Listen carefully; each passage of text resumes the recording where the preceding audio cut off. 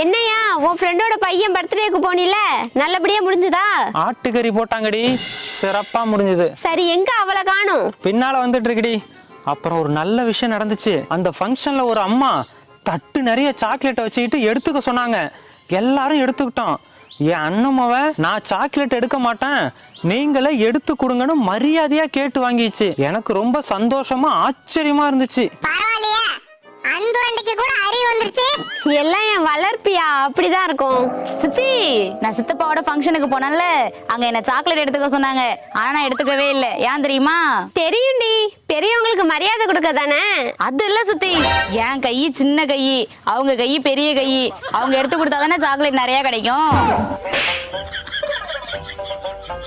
அதான பார்த்தேன், நாய் நக்கி தானே குடிக்கும்.